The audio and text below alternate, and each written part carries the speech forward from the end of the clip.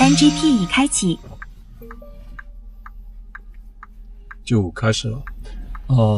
应该我们可以做到全程无接管的。看一下小 P 的能力啊。其实做车位到车位全程的自驾最大的难点是在于，在之前的自驾系统里面，车库的停车，然后包括车位停车、车库的行驶，然后到路上的市区 NGP 的行驶是分别是几个系统。那按照以前呢是要每个系统之间要做衔接的，但现在小鹏是做了一个一段式的端到端，是全部用一个自驾系统来搞定了。这有点像什么呢？大家想想，我们之前用电脑，比如说现在要做一个年底汇报的 PPT 啊，然后我可能要用到 Excel 去做一些报表，然后把这个再用 Word 来写一些文档做一个简单排版，然后把这些东西加上图片放到 PPT 里面，就是要用3个软件。然后如果我的电脑不是很强的话呢，那我还不能同时运行3个软件，那我在软件之间切换的时候就要停下来。那其实到了车上，因为车上的自驾的芯片算力是有限的，所以按照之前的几个系统，它确实没有办法做到同时运行3套系统，那在切换当中可能就会有点，通常来说所以以前为什么要分开来做你到了园区之后再启动代客泊车功能去进到车位，就是因为要切换系统，但现在一套就搞定了，就不用这样了。大家可以现在看到在车库里面行驶是很丝滑的，整个动作很丝滑。看这个方向盘的转动，我觉得这个转动比我的 X9 还要再丝滑，它不会说咔咔咔咔咔那种，你看现在很连续的动作。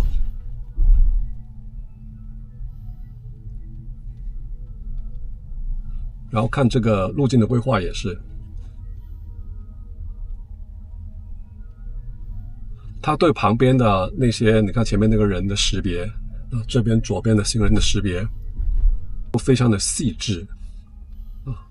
这个拐左，它会把路线规划是往右偷一点点，再往左拐，就所有的动作都很像人。这个就是端到端的表现了。端到端就是它输出的路径规划是跟人很像的，因为它就是用人类司机的驾驶数据训练出来，它跟以前用规则的不一样。规则的话要尽量少写规则，你要用尽量一条规则应对几种路况。那所以你会发现在以前规控的自驾状态下面，它有一些路线的规划就会显得有点奇怪，但现在这个呢就很符合我们人的直觉了。其实现在我对自驾系统，前方即将驶出内部路，请关注周边环境。好的。然后小 P 他也会一路提醒我，告诉我他的下一步动作。我觉得这个也是让我觉得更安心的一个点。所以现在其实我对这种自驾系统的评价，其中一个很大的点就是小 P 没有听明白，要不我们准备向右边走。其中一个点就是他的动作跟我的预期是不是符合的。后排同学安全带。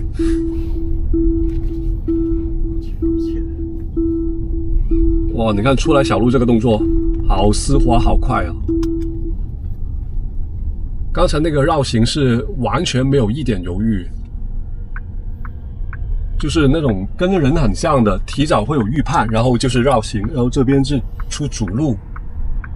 我左边有个车，它会它没有，即将超车。你看这个速度控制，他刚才没有说被那个车吓一下就是减速，而是把车速控制好，刚好他过了我就可以出去了。准备向右变道。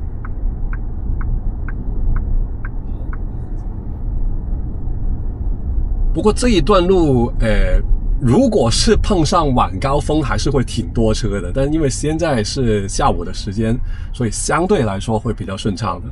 但我们今天主要还是体验一下小鹏这个车位到车位的功能，然后具体这个功能到时候它的上限到哪里的话，我们以后等它这个版本最后的固定下来之后，我们再来测试。今天只是一个共创版，就是一个测试版，可以给大家看一下。是一个车位到车位的共创版。那这种测试版的话，肯定会多多少少有一些bug， 有些小缺憾的。所以如果有什么状况的话到时候看能不能理解吧。即将超车。这个是一边变道一边超车，这个动作还挺好。前面我们就要拐右了。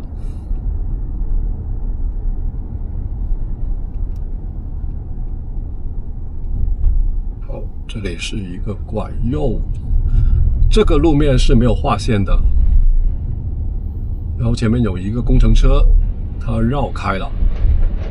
然后左前方有个施工的区域，好，它也提早绕开了。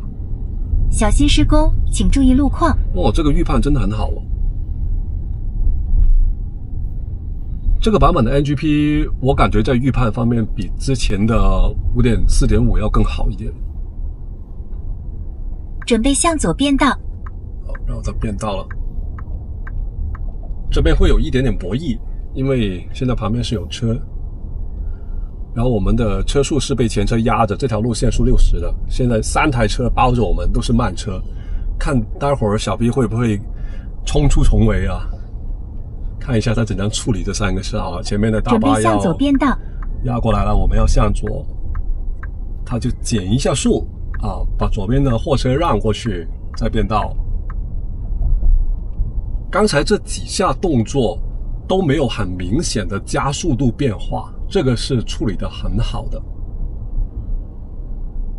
包括现在这个减速也好，就是没有一个明显的刹车，感觉呢就是像一个老司机，就那种开车非常稳的老司机，每一次刹车都是慢慢的，就逐啲印個剎車嗰種啊，控制得很好，腳法很到位。然后我们现在下一个隧道。对于自驾的感知系统来说，其实出入隧道是一个比较大的挑战，因为光线会有一个很快速的、很强烈的变化。那以前呢，因为很多的这种高阶自驾，它都会有激光雷达，激光雷达就不怕这种明暗变化的场景，所以通过激光雷达就可以完全弥补视觉摄像头在这方面的一个短板。但现在呢，小鹏 P7+ 上面用的鹰眼支架是纯视觉的，所以它那个摄像头对于这种光线强烈变化的处理是不是很到位呢，就决定了它出入隧道的效果。那刚才那个隧道还不够明显啊，如果有一个更长的隧道，或者说我们遇上比如说夏天中午外面非常明亮，然后隧道非常暗的情况下，到时候就能看出来这套鹰眼支架它的真正的水平高不高了。前面我们还会有一个隧道，那个隧道是比较长的，所以这种隧道其实还不够让鹰眼支架给去秀肌肉的。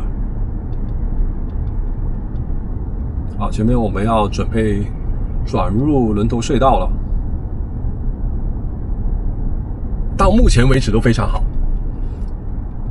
没有出现任何让我觉得不适应的，或者说不舒服的状况。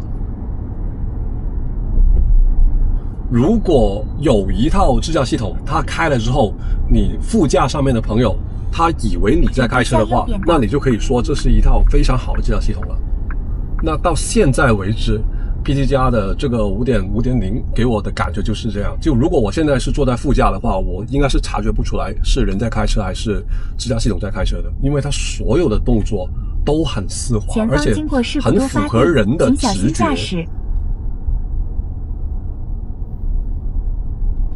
当然支架系统相对来说它会稳妥一点啊，所以像刚才那种可能一些比较急的司机就会走右边超过前面这个红旗，但是就支架系统的话，它会除非明显判断到，其实现在它应该是想超的，但因为是实线，退出至手动驾驶，两 NGP 已开启。我的错，刚才那个不算啊。好，前面有虚线了，看他要不要绕行。但现在车速已经达到限速了，所以应该是不会的。准备向右变道。哦，他还是想变。好，刚好在实线的末端实现了变道。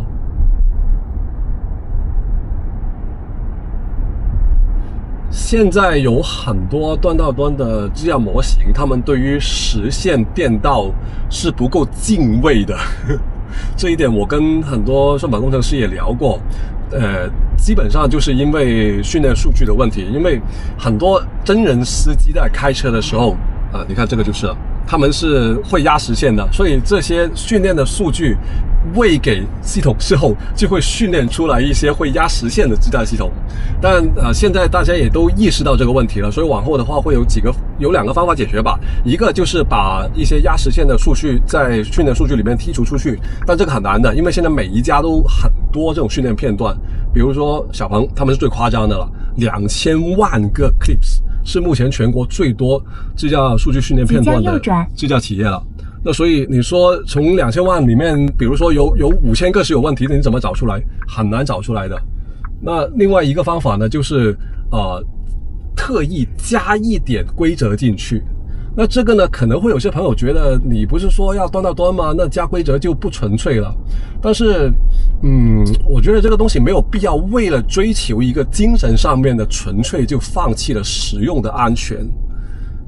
因为开车上路还是一个以安全为首要目的的行为，所以其实我是完全不介意，或者说我是更加建议各个企业不要盲目追求所谓的 one model， 或者说是全面的端到端，有必要加点规则的地方还是要加的。准备向左变道。都很丝滑。除了我刚才误触了控制杆那一下退出之外，到现在是没有一次接管的。这个车要加塞进来吗？不加塞，你干嘛不加塞呢？现在我们是从广州的琶洲来到生物岛。那生物岛是一个有点像一个开发区吧，上面会有一些高新科技的企业。那所以这边的路况其实是大家可以看到非常好的，没有太大难度。可能前面我们应该是到了这个路口会有一点点难度，因为这个路口是2车道，突然分出一个向左拐的3车道，而且那个分的距离很短。那如果一个支架系统它的摄像头对于前方的路面的划线判断不够准、不够超前的话，那很有可能在那个地方它就会走错车道的。所以我们待会儿在前面可以看一下P7加到时候的表现差不多到了，就是这个地方3个。前方有终点停车场，第3个灯位的地方，或点击查看停车场。这些车你看它出来都很守规矩啊，不给我们制造点难度。然后在这个岛上面有很多，也不是很多吧，会有一些 L4 级别的无人驾驶的车在做测试的，今天我们没看到。好，刚才这个路口是没有灯号的，刚才纯粹就是给那个车给让行。刚才那个行为也是非常的礼貌，而且减速跟加速的过程都很顺滑，很丝滑。对，就是这个地方，你看2车道突然分3车道，然后即将左转，请注意安全。压了一点点实线的末端过来。但这个是真的是难，这真的是难，因为支架系统跟我们人不一样，它对于路面这些划线的判断其实是要慢一点的，因为这个数据量很大的。大家你如果留意看着 SR 界面就会知道了。好，这边因为我们是车位到车位，即将通过环岛，所以在这个地方就请注意观察路况，完全不用我介入的。而且我们是个临牌车，所以现在我要等保安手动开门，这里就会有一个它能不能正确判断，能判断出来了，那个闸机它能判断开合的状态，然后闸机打开之后它就自己前进。然后这个停车场的入口是很讨厌的，我来过这里3次，有2次都走错了。因为你看在这里突然的一个大角度的左拐进去，我每次都是看到前面去的。但因为现在的车位到车位它还是路线记忆功能，所以这个是完全没有问题的。如果以后等这个小鹏的 NGP 的再升级之后，其实最后我们能畅想的一个场景就是你不用记忆路线，甚至你不用有固定车位，你就是大概的从 A 点的停车场到 B 点的停车场它都能走，当然这个是最终的状态了，这个还需要小鹏汽车那边继续努力。目前我们还是一个路线记忆的，所以现在这个路线记忆呢，其实老实说使用的场景不是很大，你就是除非你家里跟公司都有固定车位，但是能做到这一点的人其实不多的，能有家里固定车位都已经不多了，更不要说公司那边有一个固定车位，那真的是老板级的待遇。但至少我们把这个功能给做出来。好，然后这边进到停车场之后，它就比较谨慎了。2号车回酒店，帮忙挪一下那个雪糕桶。21号。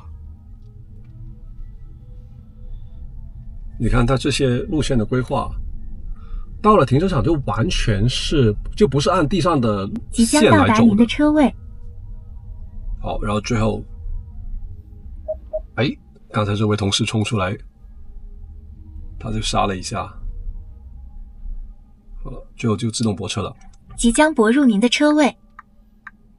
所以你看，刚才我们从那个圣母岛的路，那个市政路到现在短短的可能2-3分钟时间，其实是经历了好几个不同的场景的。一个是公共道路，城市的公共道路，然后是闸机，然后进到酒店的内部道路，然后再进到停车场里面找车位，最后就是自动泊车啊，是吧？5个了，已经数出来。那按照以前的话，你可能就要切换2-3个系统才能完成，但现在就是一个系统，到最后停下来，搞定，安全抵达，小 P 先退下了。好，谢谢小 P， 谢谢大家，拜拜，顺利完成了。不客气。